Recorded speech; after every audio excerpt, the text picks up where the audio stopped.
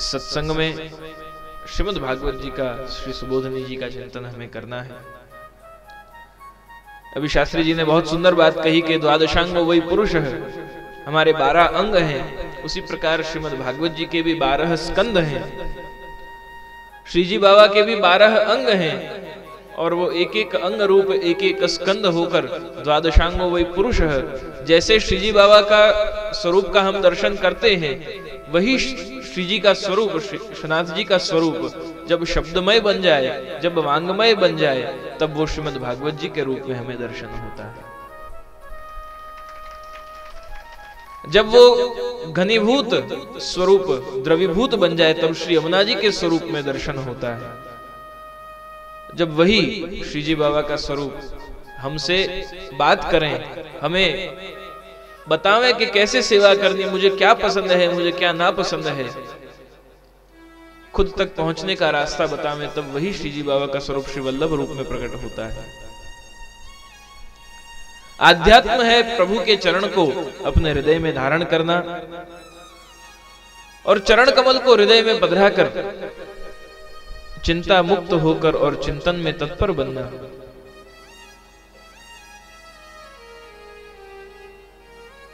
आध्यात्म के परम फल तक पहुंचने की सीढ़ी वो अनुभव से जाती है। अनुभव प्राप्त करने के लिए, वैसे सामान्य रूप में तो अनुभव के लिए ऐसा कहा जाता है कि बड़ों के मार्ग पर, बड़ों ने जो बताया है, बड़े जो सिखाते हैं, अपने घर के जो बड़े हैं, समाज में जो प्रतिष्ठित हों, वो जैसा हमें बताएं तद अनुसार ही कार्य करने चाहिए। श्री हरिराय जी दान के पद में आज्ञा करते हैं कि आप चालसों चालिए यही बड़न की रीत, ऐसो कबहू न कीजिए कि हंसे लोग विपरीत। तो सामान्य में तो अनुभव प्राप्त करने के लिए कि जीवन में क्या करना चाहिए, क्या नहीं करना चाहिए, कैसे करना चाहिए, तो गुरु, घर के बड़े, उनसे हम ये मार्गदर्शन ले सकते हैं, उनके अनुभव से। परंतु विशेष 3 वस्तुएं अनुभव के हेतु आवश्यक बन जाती हैं कि अनुभव प्राप्त करने के लिए मैं क्या प्रयोग करूं, अनुभव हो उस हेतु मेरा प्रयास किस प्रकार से हो, और अनुभव हेतु जो मैं अनुभव करना चाहता हूं वो किसी ने अनुभव किया है या नहीं, उस बात का कोई प्रमाण हो कि ऐसा अनुभव भी हो सकता है भला, क्या किसी ने उस परम तत्व को पाया है, उसके लिए मेरा प्रयास क्या होना चाहिए, उसके लिए किस प्रयास के साथ मैं क्या प्रयोग करूं। ये प्रयास, प्रयोग और प्रमाण, इन तीनों के साथ 3 और बातें जुड़ी हुई हैं। हमारा प्रयास कैसा हो, तो हमारा प्रयास वो प्रार्थना युक्त हो। जिस प्रयास में प्रार्थना हो वो प्रयास पुरुषार्थ रूप प्रयोग से हम करें। प्रयोग कैसा, तो पुरुषार्थ युक्त। केवल बात करना, हम आज सत्संग में बैठे हैं, प्रवचन में बैठे हैं, जो सुन रहे हैं, ये सुनना धर्म है, परंतु जब हम इस धर्म को सुनने के बाद उसे जीवन में प्रैक्टिस में रखते हैं, या जीवन में हम उसे जब क्रियान्वित करते हैं, तब जाकर वो धर्म आध्यात्म बनता है। हम कहते हैं कि भाई जय श्री कृष्ण कहना चाहिए, झूठ नहीं बोलना चाहिए, ठाकुर जी को धरा हुआ समर्पित ही भक्षण करना चाहिए, खाना चाहिए, ये सब हम जानते सब कुछ हैं, अनन्य आश्रय करना चाहिए, परंतु जब जानने के बाद उसे हम करने लग जाएं, वो ही आध्यात्म है। धर्म जानना है, आध्यात्म वो उसका प्रैक्टिकल जीवन में उसे कार्यान्वित करना है। पुरुषार्थ रूप प्रयोग बने तब उससे प्रार्थना रूप जीव प्रयास कर सकता है, और जब प्रार्थना रूप प्रयास जीव करने लग जाता है तब जाकर उसे फल रूप, प्रमाण रूप प्रमेय प्राप्त होता है। प्रमेय यानी भगवत कृपा।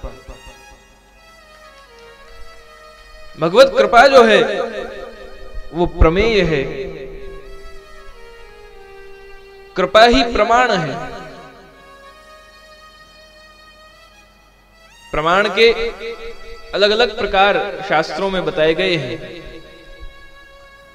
4 प्रकार से प्रमाण प्राप्त हो। एक तो प्रत्यक्ष प्रमाण, जो सामने है उससे प्रमाणित करने की कोई आवश्यकता नहीं, वो सामने है, वो दिख रहा है, इसलिए वो प्रमाण ही है। जो उपलब्ध है सामने, सूर्य दिख रहा है, सूर्य को प्रमाणित करने की कोई आवश्यकता नहीं रहती। ईशावास्य उपनिषद में एक वाक्य आता है जहां ऋषि कहते हैं कि ईशावास्यमिदं सर्वं यच किंचित जगत्याम जगत तेन त्यक्तेन भुंजीथा माग्रदः कस्य सिद्धनम। उपनिषद कहते हैं कि संसार में कई लोग ऐसा मानते हैं कि जो दिख रहा है वो तो सत्य है, परंतु जो दिख नहीं रहा वो असत्य है। ऐसा मान लेने का कोई भी कारण नहीं, क्योंकि ईशावास्यमिदं सर्वम यत् किंचित जगत्याम जगत, जो दिख रहा है वहां भी वो ईश्वर व्याप्त है, और जो नहीं दिख रहा वहां भी वो ईश्वर व्याप्त है। केवल उसे अनुभव करने की आवश्यकता है। अनुभव हुआ है या होगा, उसका प्रमाण क्या? तो प्रमाण है प्रत्यक्षम किम प्रमाणम।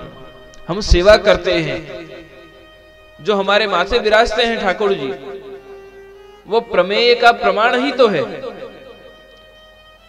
सेवा कर पाना वो प्रमाण है कि उन्होंने कृपा की है।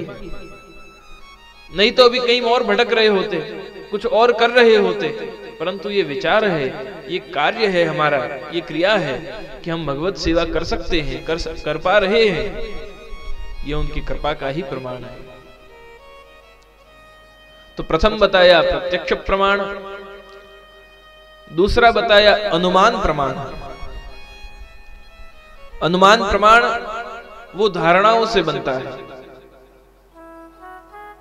शायद ऐसा होगा, ऐसा हुआ होगा, ऐसा हो सकता है। वो सत्य भी हो सकता है, असत्य भी हो सकता है, परंतु अनुमान से वो सत्य ही है, वो प्रमाणित है। अनुमान प्रमाण। तीसरा प्रकार बताया इतिहास प्रमाण। इतिहास का जब प्रमाण प्राप्त हुआ तभी राम मंदिर बना। इतिहास का प्रमाण प्राप्त हुआ तभी ज्ञानवापी बनेगा, और इतिहास का प्रमाण प्राप्त है इसीलिए कृष्ण मंदिर भी मथुरा में बनेगा। ये इतिहास है जो प्रमाण देता है कि क्या घटित हो चुका था, और उस इतिहास के माध्यम से ही हमें ये मार्ग दिखता है। आज हमें अगर कुछ करना हो, कोई कार्य करना हो, तो उसके लिए कम से कम इतना तो जानना पड़ेगा कि पहले ऐसा कुछ हुआ है, किसी ने ऐसा कुछ कार्य किया है। आज हम जो गाड़ियों में, मोटरों में घूमते हैं, उसका पहले मूल स्वरूप क्या था? पहले वो पत्थर के पहियों पर किस प्रकार से लकड़ी उसमें डालकर और वाहन चलाए जाते थे। उससे भी पहले जब मानव अलग अलग प्रकारों से अग्नि की, रहने के अलग अलग साधनों की शोध कर रहा था, उस समय जब एक पर्वत के ऊपर से वृक्ष टूटा और टूटकर गोल घूमता घूमता जब वो नीचे तक आया, तब उसे ये कल्पना हुई कि इस प्रकार से भी हम अपने साधनों का उपयोग करते हुए पहिए बने। उससे भी पहले की बात कि लकड़ों को रखकर उन्हें गोल करके और उन गोल लकड़ों के ऊपर अपने साधन सामग्रियों को रखकर वो खींचने लगा, जिससे सुविधा होने लगी। वहां से लेकर हम आज मोटरों तक, वायुयान तक, विमानों तक पहुंचे हैं। तो यहां तक पहुंचने के लिए इतिहास को तो देखना ही पड़ेगा कि उसका प्रारंभ कहां से हुआ, और वो इतिहास भी प्रमाण है। भगवत प्राप्ति के लिए किस इतिहास का दर्शन करना है? 84 वैष्णव, 252 वैष्णव की वार्ताएं, ये हमारा इतिहास है। श्री जी बाबा की प्रागट्य वार्ता, ये हमारा इतिहास है। श्रीमद् भागवत जी अपने आप में इतिहास है। हमारे वेद, उपनिषद,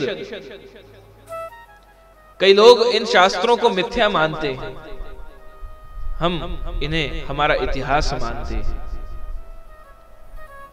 ये हमारे इतिहास ग्रंथों के द्वारा हमें मालूम चलता है कि किस प्रकार से, किस अवस्था के किस जीव ने कैसे भगवत प्राप्ति करी।